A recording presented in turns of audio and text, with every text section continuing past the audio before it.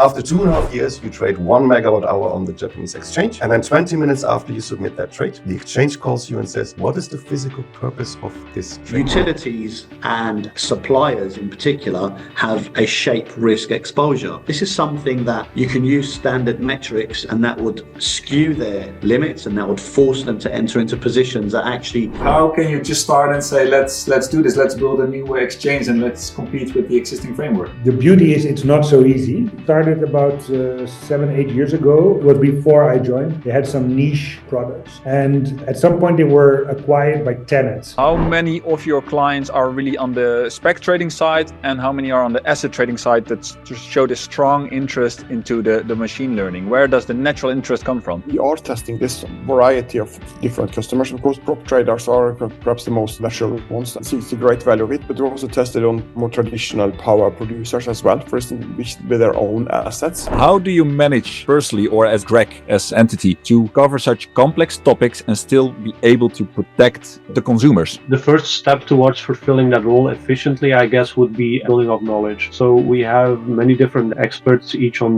with their specific specialities, their specific topics of expertise within the CREG. This is so amazing, honestly, because we already had days that were so different from, one day to another, and diversified portfolio of our clients just adds another layer of beauty to it. And when you look at this division between power and gas, how do you see the balance there, and how is it changing? First of all, the gas, obviously, with the recent or relatively recent geopolitical events, completely shifted. Right, in Europe, 50% of the gas now is coming from the US. Is the current framework for algo trading and market making, is it well set, or is it too restrictive? Or algo trading now is being covered by REMIT 2.0, and there are some mentions in the code of conduct of Apex of what to do with algorithms.